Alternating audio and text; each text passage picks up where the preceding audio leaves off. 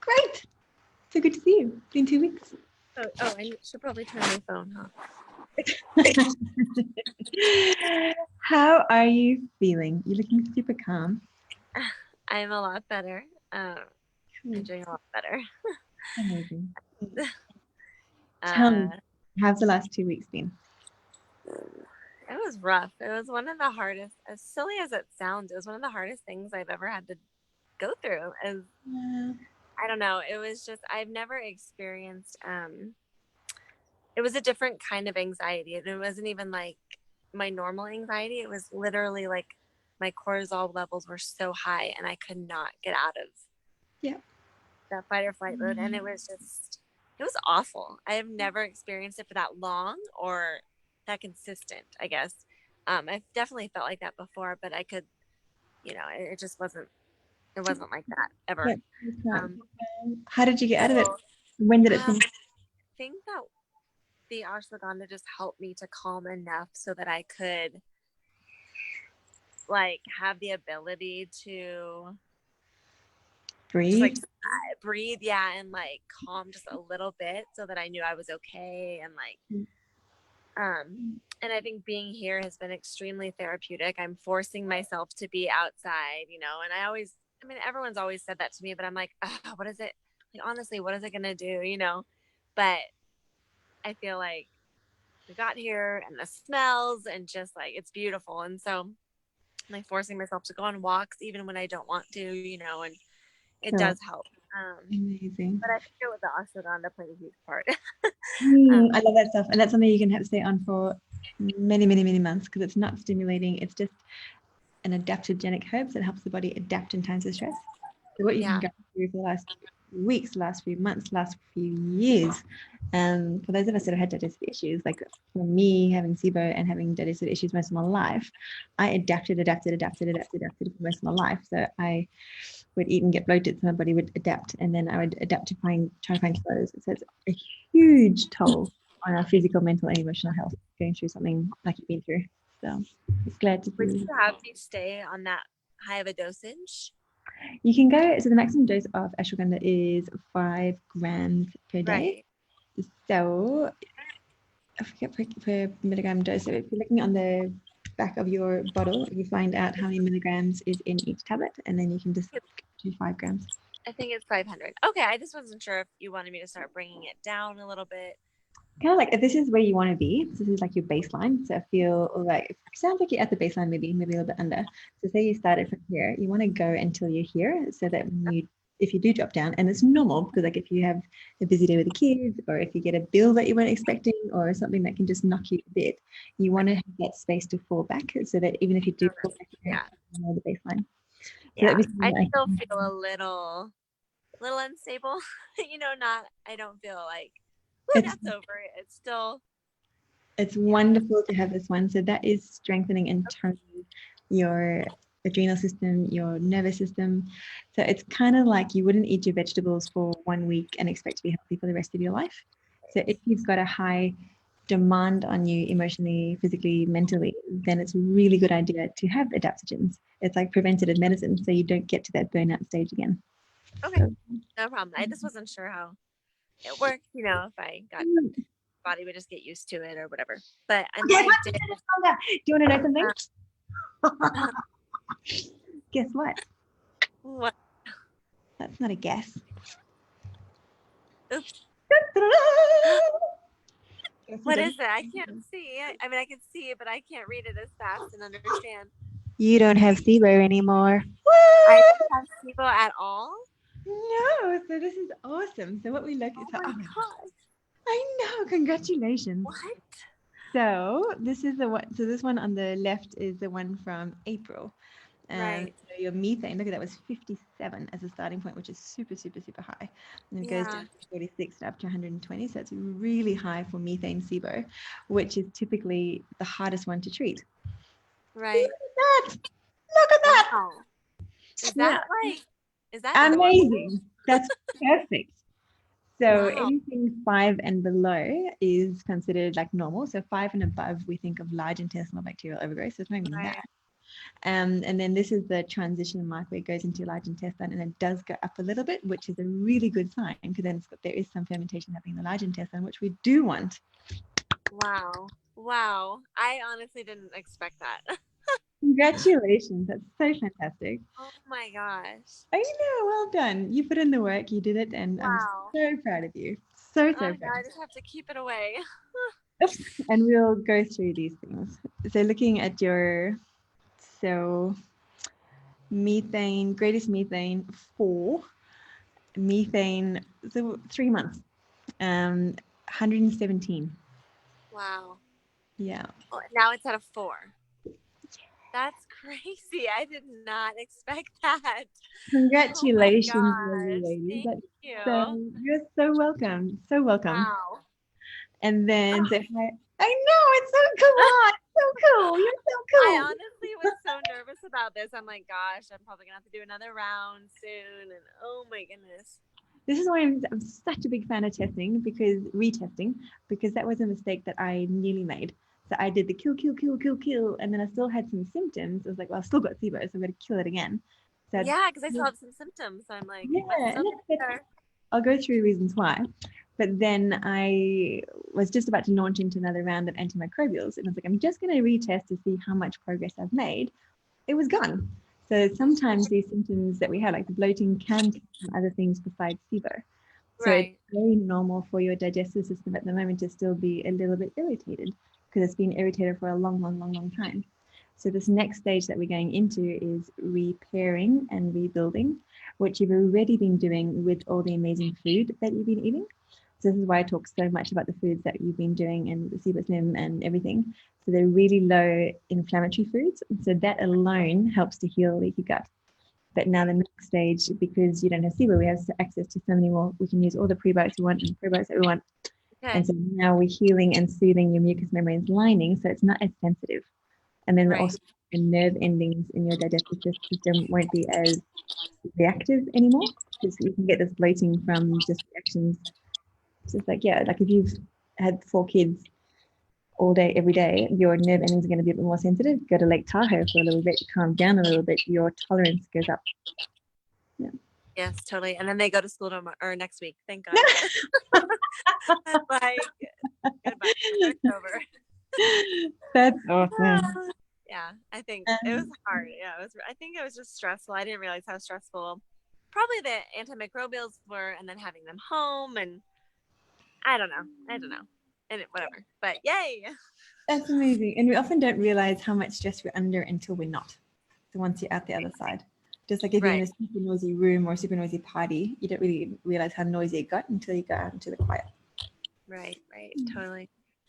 All right, and then just to explain, oh no, and then just to explain this one. So one thing, remember, I don't know if you remember, like in the beginning, I mentioned because those methane levels were so high, sometimes what can happen, because to make up a methane molecule, it's CH4, and then to make up, so it's 4 molecules of hydrogen to make methane, and then hydrogen is 2 molecules. And so sometimes what can happen for other people, this isn't your case, but sometimes when you knock the hydrogen out, because the methane, because the methane eats hydrogen gas, sometimes when you get the methanogens out, the hydrogen numbers can look like they've got worse, but it just means that there's less methane eating it. But that hasn't been the case for you. There was only like a slight increase. So great news. So hydrogen, you look for a rise of 20 parts per million over, the lowest preceding value. So the lowest preceding value was a 4. And goes up to 28 at the 120-minute mark, but this is the transition into your large intestine. Okay. Well done. Oh, that's amazing. You're amazing. Any questions on that? Not the testing, I guess, specifically. No. Okay. No, I don't think so. Oh, I'm so happy for you. Well done. I'm so happy too. Okay, so tell me other stuff. So how is your energy? What's happening with weight stabilization? With my whatever happened, cortisol or whatever, I had energy. That was what was weird. It was like I had to be moving constantly, or else. Yeah, so anyways, my energy has been good. But since I've started calming down and getting a little more tired, so I'm like, oh great, am I crashing now? So but not too bad. I think I realized why. I don't know.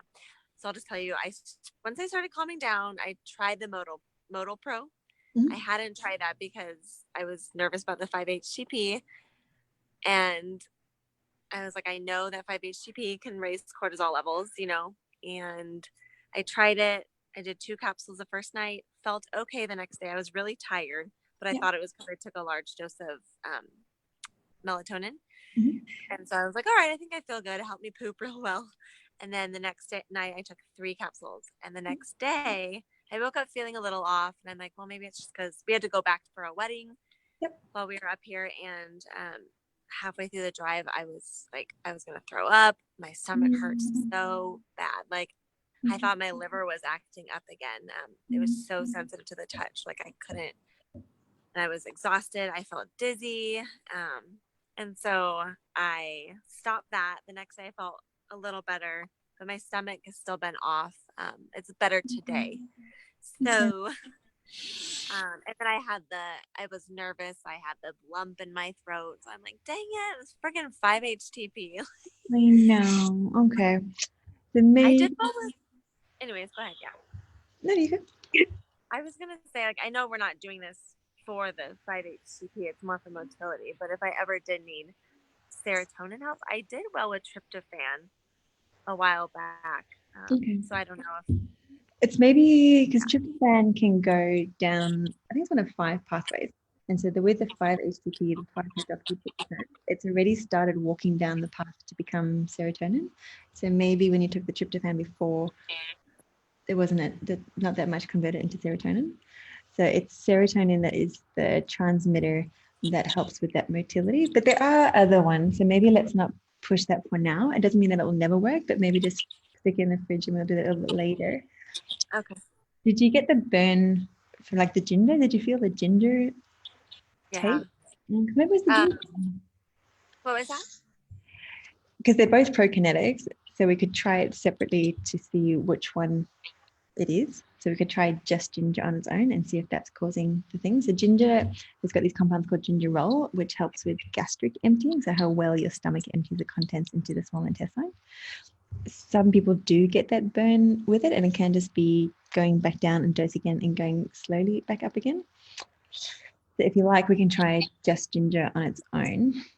Is ginger, is that a pretty large amount of ginger? Because I eat a big chunk. Like sometimes I'll put like a knob of ginger in my food.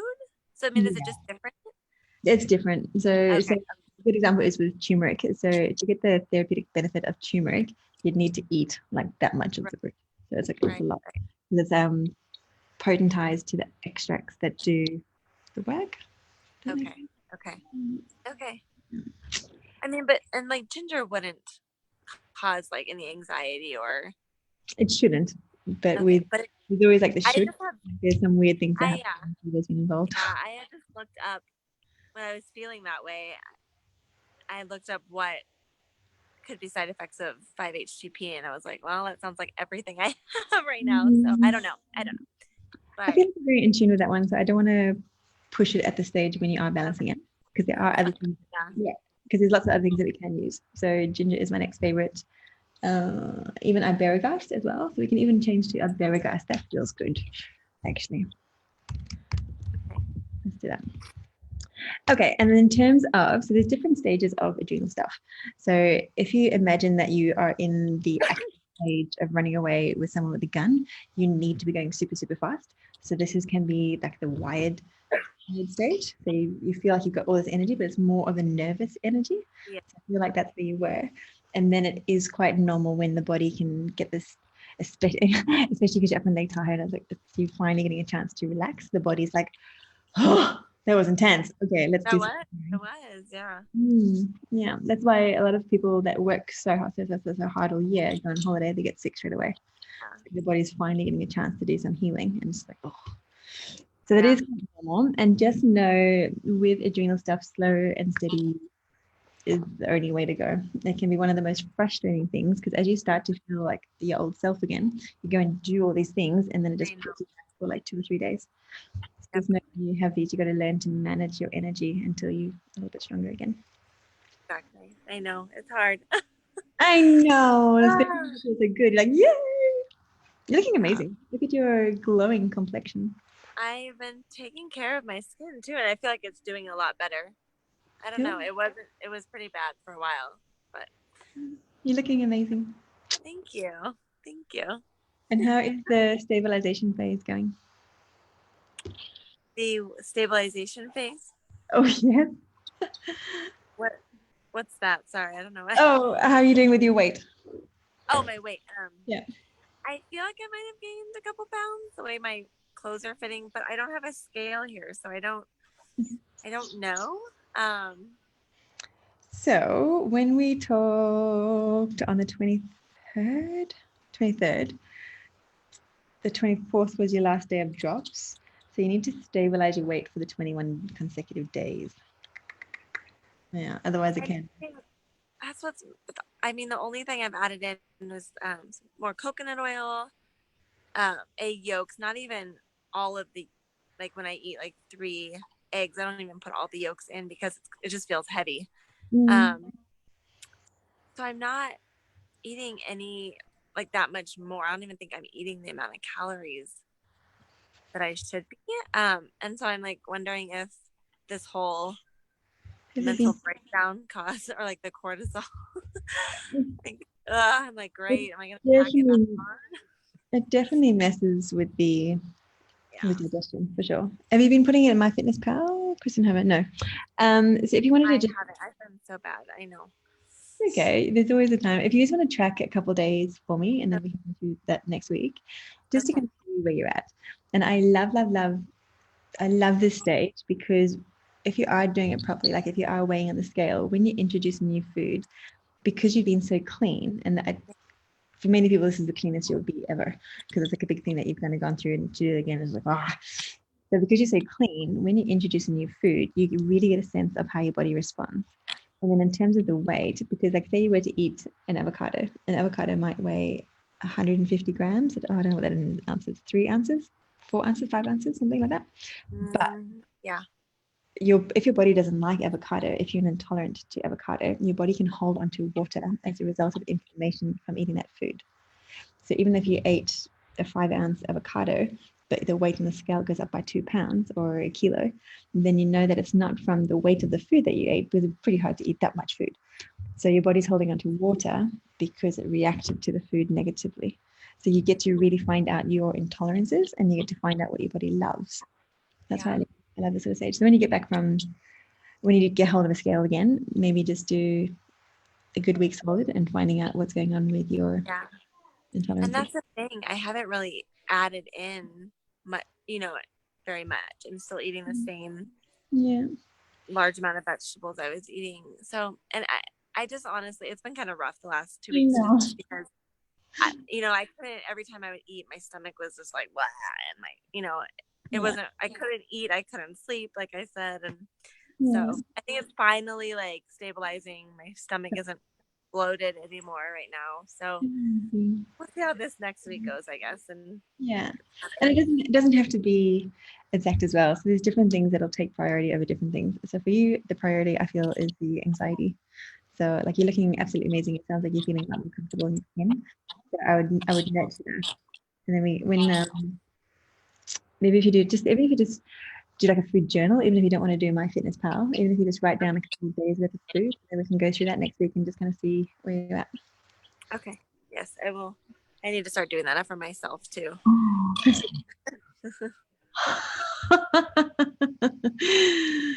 Someone have a haircut. Yeah, she was, after those puppies, she just needed it all gone. So my husband just completely butchered her. She looked like a skinned chicken. I think one day just one time with Buddha, I think I might shave all his body and leave him in the mane and turn him into a lion. And I know. That's how she looks right now. I'm like embarrassed to even take her anywhere. How's the brain fog? I'm pretty good. The only time I was really feeling it was right after the Moto Pro. Not even brain fog. It was like I was floating. Like I was in class. It was weird. Yeah. So I haven't had too much brain fog lately. Wonderful. Wondering sounds super good. Any weird symptoms still kind of lingering around? Or because when you say you expect the SIBO to be gone because you still have symptoms, what symptoms are those? It's probably just my stomach, but then it's like it was probably how I felt the last couple of weeks, you know. Trying to think. I mean, gas. Yeah. But like it could just all be linked to the anxiety or whatever. Odorless gas or stinky gas? Some stinky gas, yeah. Not as terrible as it's been, where I feel like everything's just fermenting and disgusting inside, but it's still kind of a little smelly. Okay, so this stage is like the rebuilding side. So another thing I was just talking to previous client with, so she was asking me, she didn't have SIBO, so I put her on like 3 weeks of the antimicrobials for Candida stuff. And she was asking, is that enough? Shouldn't I just stay on it all the time? So what we've done now, so we've done that's the most intense that it ever gets, is like clearing out the SIBO. It's a lot of antimicrobials, let's clean it out. So now, even if there is some of the not great stuff left behind, so it's not all about SIBO, so it could be some of the what we call the gram-negative bacteria in the large intestine. They can cause some inflammation and a bit of a mess.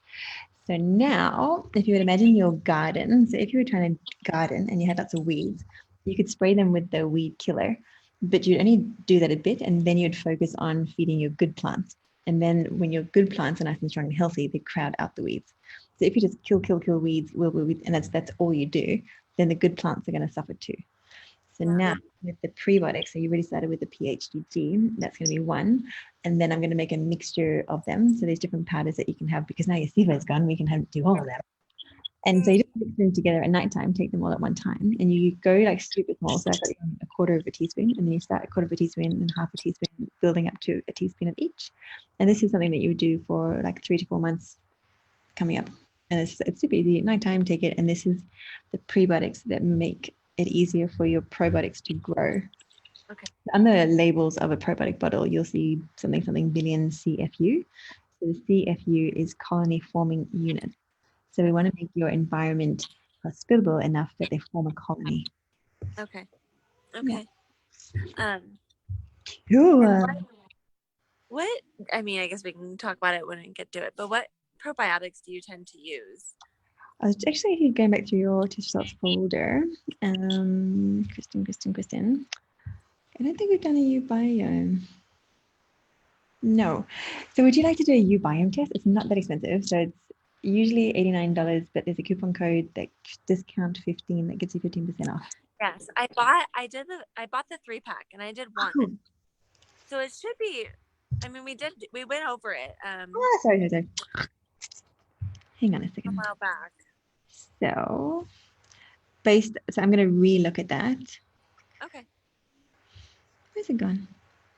I don't want to do it yet anyway. So this coming week is prebiotics. So we kind of fertilizing your soil, and then I will re-look at your ubiome, and then based on that, I decide which ones you need. Okay. Yeah.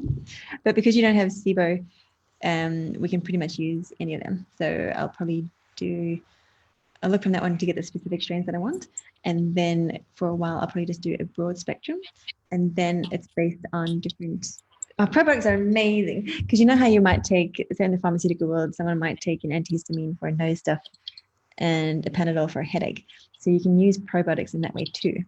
So if there's still a bit of inflammation left behind, then there's this one called Lactobacillus plantarum, which is really good for inflammation. And then Gnosis is good for nose stuff. So we're going through that. Okay. All right. Super duper. Okie dokie. Well, congratulations again. I'm so thank you. I couldn't have done it without you. Oh, I'm so happy. Yeah, it's not easy to do that. So congrats. Thank you. And then I'm going to start. I haven't started yet. I shouldn't have any problems with the guar gum, right? Yes, it's got super small, so a quarter of a teaspoon, and just stay. Some people stay at that. Yeah, some people stay there for like a month, and that's absolutely fine, because we're gently waking up the different bacteria in there. So, and am I looking for anything specific reactions? bloating. So Okay.